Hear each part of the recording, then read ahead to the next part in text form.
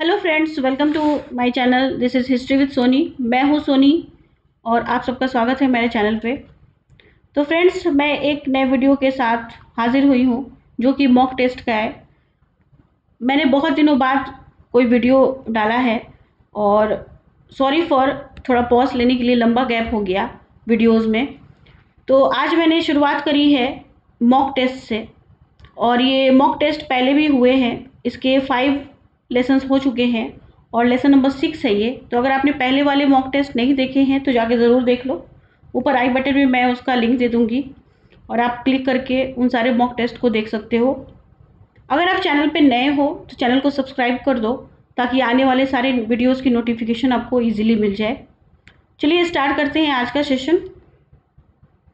तो सबसे पहले मैं अपने बारे में बता दूं कि मैं अनअकैडमी पे एक प्लस एजुकेटर हूं और पिछले 2 साल से क्लासेस दे रही हूं और मैंने एग्ज़ाम क्वालिफाई किया है और यहाँ पे आपके साथ अपने एक्सपीरियंस शेयर करती हूँ और आपको एक सही दिशा देने की कोशिश करती हूँ ताकि अपने टारगेट को आप अचीव कर सको।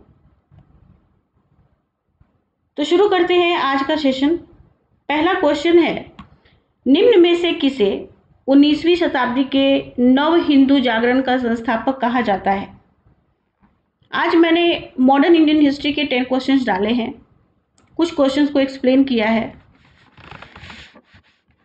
तो जैसा कि मैंने बताया है कि ये एक मॉक टेस्ट है, तो आप चाहो तो वीडियो को पॉज कर लो और आंसर देने की कोशिश करो। क्वेश्चन एक बार और रीड कर देती हूँ। निम्न में से किसे 19वीं शताब्दी के नव हिंदू जागरण का संस्थापक कहा जाता है? ऑप्शंस हैं दयानंद सरस्वती, राजा राम मोहन राय, स्वामी विवेकानंद और रविंद्रनाथ टैगोर। तो फ्रेंड्स, इसका सही आंसर है स्वामी विवेकानंद। स्वामी विवेकानंद को 19वीं शताब्दी में नव हिंदू जागरण का संस्थापक जाना जाता है, उनके संस्थापक के तौर पे जाना जाता है। थोड़ा सा देखते हैं इसको कि किस तरीके से इस क्वेश्चन को एक्सप्लेन किया जा सकता है और किस बेसिस पे इनको नव हिंदू जागरण का संस्थापक कहा गया है। स्वामी विवेकानंद जो थे वो मूर्ति पूजा, बहुदेववाद आदि का उन्होंने समर्थन किया था, क्योंकि इनका मानना था कि ईश्वर साकार हो या फिर निराकार, दोनों है और ईश्वर की अनुभूति विभिन्न प्रतीकों के रूप में की जा सकती है। इसी कारण से 19वीं सदी में हिंदू जागरण का संस्थापक इन्हें कहा गया है। इनसे जुड़ा एक इम्पॉर्टेंट फैक्ट ये भी है कि सुभाष चंद्र बोस ने विवेकानंद को आधुनिक राष्ट्रीय आंदोलन का आध्यात्मिक पिता कहा है, जो बहुत सारे एग्जाम में ये फैक्ट पूछा जा चुका है। एक आयरिश महिला जो सिस्टर निवेदिता के नाम से प्रसिद्ध हुई, इन्होंने स्वामी विवेकानंद के उपदेशों का काफ़ी प्रचार प्रसार किया था। ओके, अब बढ़ते हैं नेक्स्ट क्वेश्चन की तरफ। नेक्स्ट क्वेश्चन है थियोसॉफिकल सोसाइटी से जुड़ा हुआ। आप लोग को पता है कि थियोसॉफिकल सोसाइटी से जुड़ा हुआ एक प्रश्न सभी एग्जाम्स में ज़रूर पूछा जाता है, नेट के एग्जाम में भी पूछा गया है प्रीवियस ईयर में। तो क्वेश्चन मैं रीड करती हूँ। निम्न में से कौन सा तथ्य थियोसॉफिकल सोसाइटी के संबंध में असत्य है? गलत आपको चुनना है। पहला ऑप्शन है थियोसॉफिस्ट पुनर्जन्म और कर्म के सिद्धांत को अस्वीकार करते थे। थियोसॉफिकल सोसाइटी का मुख्य उद्देश्य प्राचीन हिंदू धर्म के लोगों के आत्मविश्वास को जगाना तथा धर्म को समाज सेवा का आधार बनाना था। थियोसॉफिकल सोसाइटी का दर्शन मुख्य रूप से हिंदू और बौद्ध दर्शन से लिया गया था। फोर्थ ऑप्शन है थियोसॉफिकल सोसाइटी की स्थापना 1875 में न्यूयॉर्क में हुई थी। आपको बताना है कौन सा गलत है। तो फ्रेंड्स, पहला वाला ऑप्शन गलत है। ज़्यादा समय ना लेते हुए मैं इसका आंसर बता दे रही हूँ, क्योंकि जैसा कि मैंने बोला कि आप वीडियो को पॉज कर लो और आंसर देने की कोशिश करो। थियोसॉफिस्ट जो थे वो पुनर्जन्म और कर्म के सिद्धांत को स्वीकार करते थे। जैसा कि मैंने बताया कि ये हिंदू और बौद्ध दर्शन दोनों से बेसिकली इनका दर्शन लिया गया था। तो हिंदू और बौद्ध दर्शन दोनों में कर्म को स्वीकार किया गया, कर्म के सिद्धांत को स्वीकार किया गया है। तो ये अस्वीकार नहीं करते थे बल्कि कर्म के सिद्धांत को स्वीकार करते थे। तो ये ऑप्शन इसमें गलत है। तो आपका सही ऑप्शन हो जाएगा नंबर 1। ठीक है, थोड़ा सा जान लेती है थियोसॉफिकल सोसाइटी के बारे में। इस सोसाइटी की स्थापना मूल रूप से 1875 में न्यूयॉर्क में ही हुई थी, बिल्कुल सही है। और भारत की बात करते हैं कि भारत में कहाँ पे इसकी स्थापना हुई, कहाँ पे मुख्यालय था, तो 1882 में 1882 ईस्वी में मद्रास के पास अड्यार में इस सोसाइटी का मुख्यालय स्थापित किया गया था और यही बाद में इसका अंतर्राष्ट्रीय कार्यालय बन गया। थियोसॉफिकल सोसाइटी से आयरिश महिला एनी बेसेंट जो थी उनका नाम जुड़ा हुआ है। एनी बेसेंट 1893 ईस्वी में शिकागो के विश्व धर्म सम्मेलन में भी ये शामिल हुई थी और वहाँ से नवंबर 1893 में ये भारत आ गई थी और उसके बाद इन्होंने भारत में इसका प्रचार प्रसार किया था। इनकी विचारधारा जो थी वो दैव विज्ञान के नाम से भी जानी जाती थी। ठीक है, तो फ्रेंड्स आप चाहो तो जो वर्बली मैं फैक्ट्स बता रही हूँ उसको आप नोट डाउन भी कर सकते हो। बढ़ते हैं नेक्स्ट क्वेश्चन की तरफ। वल्लभाचार्य के अनुयायियों ने 1862 से 63 में किसके विरुद्ध महाराज लेवल केस दायर किया था? ये प्रीवियस ईयर का क्वेश्चन है जो आई थिंक 19 में ये पूछा गया है, 2019 का ये प्रीवियस ईयर का क्वेश्चन है नेट का। ठीक है, तो आपको बताना है किसके विरुद्ध वल्लभाचार्य के अनुयायियों ने केस किया था जो कि महाराज लेवल केस के नाम से जाना जाता है। तो फ्रेंड्स इसका सही आंसर है करसनदास मूलजी। यस, मुझे पता है बहुत लोगों को इसके बारे में मालूम है चीज़ें। तो करसनदास मूलजी के खिलाफ ये केस दायर किया गया था। करसनदास मूलजी के बारे में थोड़ी सी इन्फॉर्मेशन मैंने कुछ अपने प्रीवियस वीडियोस में दी है। आई बटन में मैंने इस वीडियो की लिंक दे दी है, आप चाहो तो जाके वो वीडियो देख सकते हो।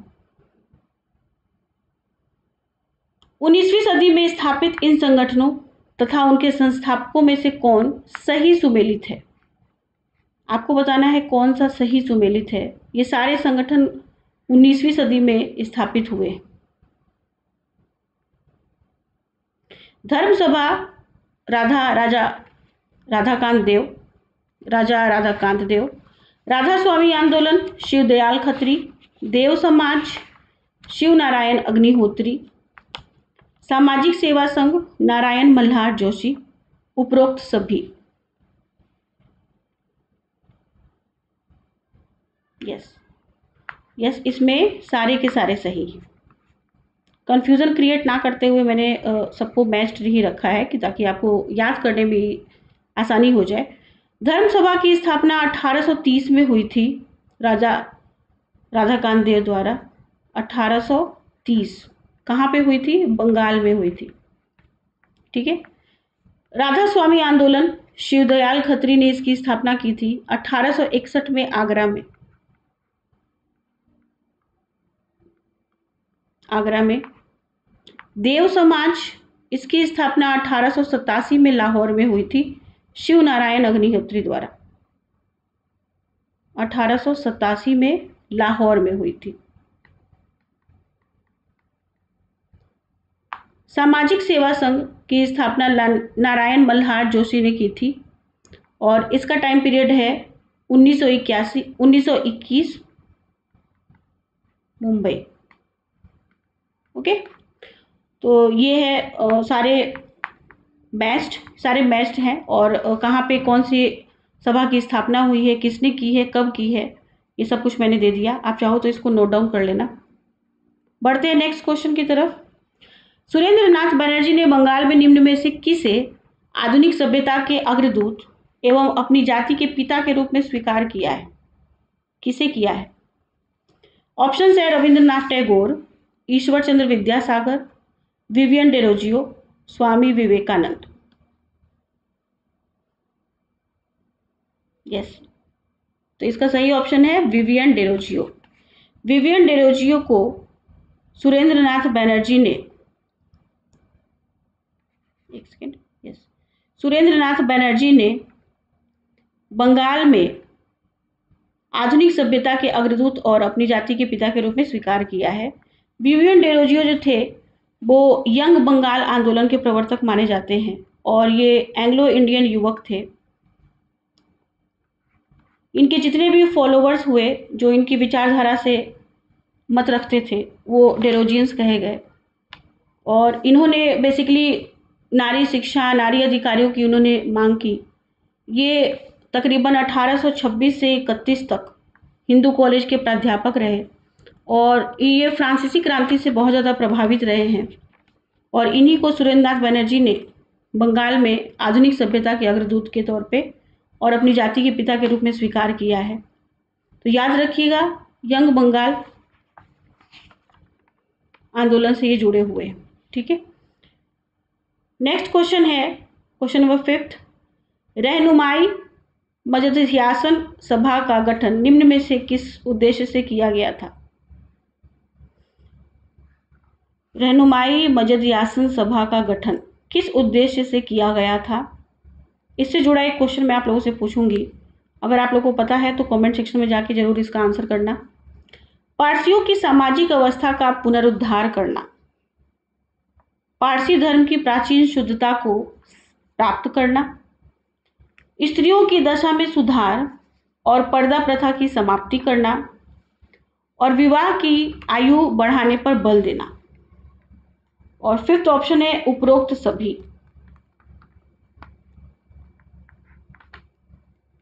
तो इसका आंसर है उपरोक्त सभी। Yes, of course. रहनुमाई मजदहियासन सभा का गठन इन सारे उद्देश्यों की प्राप्ति के लिए किया गया था। इसके बारे में थोड़ा सा जान लेते हैं।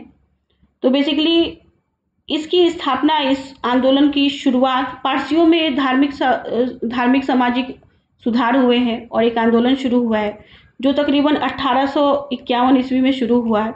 कुछ लोगों के नाम मिलते हैं इनसे जुड़े हुए, जिसमें दादा भाई नौरोजी, नौरोजी फरदोंजी, एस बंगाली, के कामा आदि नेताओं ने मुंबई में एक सभा का गठन किया और ये सारे इसके उद्देश्य थे। तो इससे जुड़ा एक क्वेश्चन है कि सभा के संदेश वाहन, मतलब कि सभा द्वारा अपने विचारों को प्रकट करने के लिए दादा भाई नौरोजी ने एक पत्रिका रास्त गुफ्तार सत्यवादी निकाली थी। ये किस भाषा में प्रकाशित होती थी? रास्त गुफ्तार, जिसका अर्थ होता है सत्यवादी, ये किस भाषा में निकलती थी? आप लोग कमेंट सेक्शन में इसका आंसर दो। ठीक है, बढ़ते हैं नेक्स्ट क्वेश्चन की तरफ। निम्न में से किसने सती प्रथा का उन्मूलन किया था? आपको बताना है कि किसने सती प्रथा का उन्मूलन किया था। 4 ऑप्शन है Raja Rammohan Roy, Warren Hastings, Lord Wellesley, Lord William Bentinck.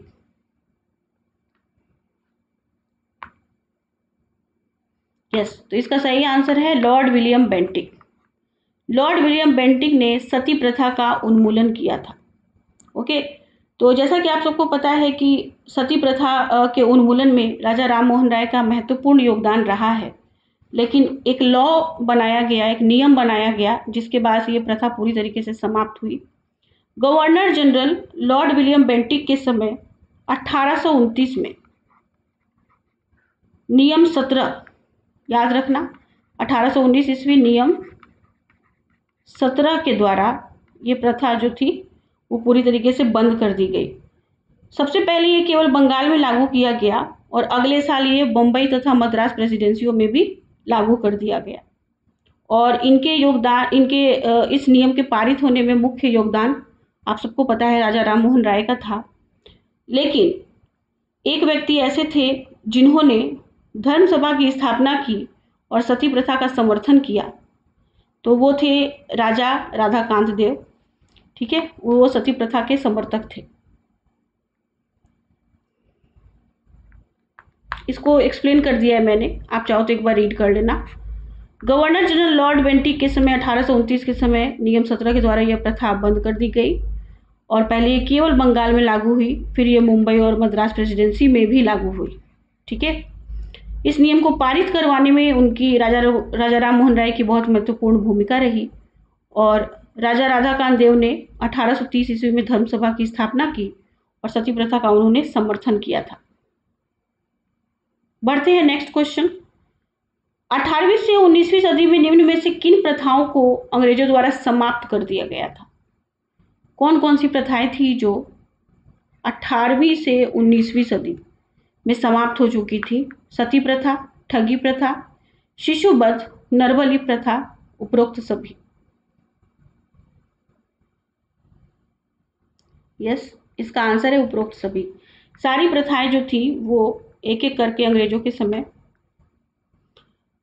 18वीं से 19वीं सदी में समाप्त हो गई थी। सती प्रथा 1829 में लॉर्ड विलियम बेंटिक के समय, लॉर्ड विलियम बेंटिक के समय ही तकरीबन 1830 में ठगी प्रथा कभी समाप्त हो गई। इन्होंने एक अधिकारी की नियुक्ति की जिसे कॉल्ड स्लीबैन के नाम से आप लोग जानते हो। इनके द्वारा इस ठगी प्रथा का अंत हुआ। शिशुवध, शिशुवध को तकरीबन 1795 में बंगाल में नियम 21 के तहत, ध्यान देना, नियम 21 के तहत तथा वेलेजली के समय, दो नाम जुड़े हैं, वेलेजली के समय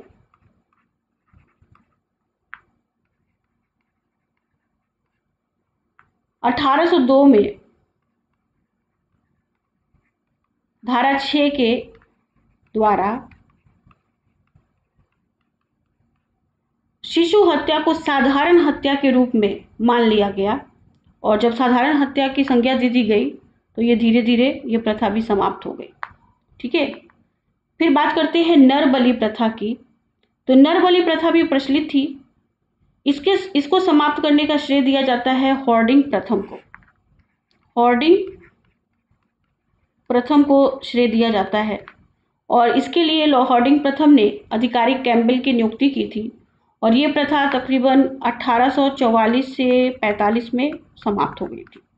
ठीक है, तो उपरोक्त सारी प्रथाएं 18वीं से 19वीं सदी तक समाप्त हो गई थी।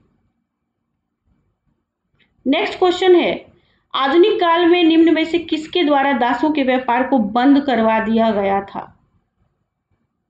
ऑप्शन है Lord Ellenborough, Lord Dalhousie, Lord Cornwallis, Lord Hardinge. Yes, सही ऑप्शन है लॉर्ड कर्नवालिस। ठीक है, इसको थोड़ा सा देख लेते हैं। तो आधुनिक काल में लॉर्ड कर्नवालिस ने 1789 ईस्वी में दासों के व्यापार को बंद करा दिया। लेकिन यहाँ पे एक टर्म ये भी है, दास प्रथा। दास प्रथा का अंत हुआ है गवर्नर जनरल एलन बैरो के समय 1843 में।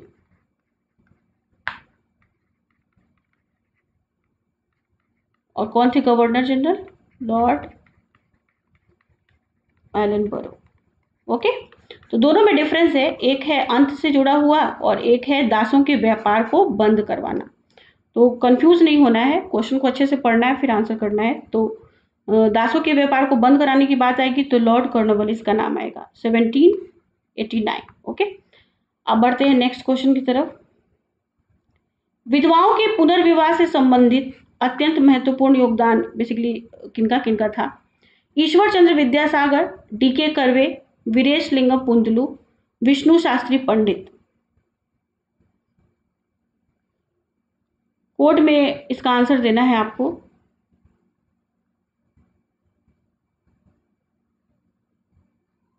यस, चारों सही है। विधवाओं के पुनर्विवाह से संबंधित योगदान की अगर बात करें तो ईश्वर चंद्र विद्यासागर, इसके बारे में आप सबको पता है, इन्होंने तकरीबन 1855-56 में 25 विधवाओं का पुनर्विवाह करवाया था। और उसके बाद डी.के. कर्वे का भी नाम आता है। उसके बाद वीरेशलिंगम पुंतलू, विष्णु शास्त्री पंडित, ये सभी विधवा पुनर्विवाह से संबंधित इन्होंने अपना अपना योगदान दिया था। वीरेशलिंगम पुंतलू दक्षिण भारत में संबंधित रहे जहां उन्होंने विधवाओं के पुनर्विवाह से रिलेटेड अपना योगदान दिया है। और डी.के. कर्वे ने स्वयं विवाह किया था 1893 ईस्वी में विधवा ब्राह्मणी से और इन्होंने 1899 में पूना में विधवा आश्रम की 1899 में पूना में विधवा आश्रम भी स्थापित किया था। विष्णु शास्त्री पंडित ने 1850 में विधवा पुनर्विवाह सभा विडो रीमैरिज एसोसिएशन की स्थापना की थी 1850 में। तो कहीं ना कहीं सबने अपने अपने एरिया में इस दिशा में अपना अपना योगदान दिया है। तो चारों ऑप्शन सही हैं। अब आते हैं लास्ट क्वेश्चन की तरफ। निम्न में से किस अधिनियम के द्वारा बहुपत्नी प्रथा को समाप्त कर दिया गया?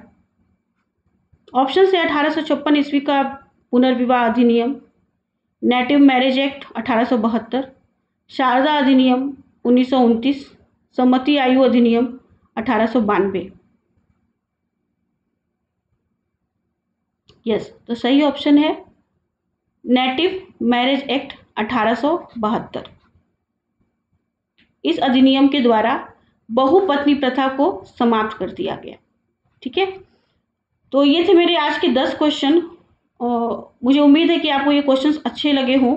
आपके कोई भी क्वेश्चन हो तो आप मुझे कमेंट सेक्शन में बता सकते हो, अपने सजेशंस दे सकते हो, और प्लीज़ अपने सजेशंस ज़रूर दो। और आगे किस तरीके की वीडियोस आप देखना चाहते हो उसके बारे में भी मुझे बताइए। और वीडियो अच्छी लगी हो तो प्लीज़ इसको लाइक करिए और अपने फ्रेंड्स के साथ शेयर करिए। ओके फ्रेंड्स, तो मिलते हैं नेक्स्ट वीडियोज़ में। अगर प्रीवियस वीडियोज़ नहीं देखी है तो आई बटन में मैंने उसका लिंक दे दिया है, आप लोग देख सकते हो।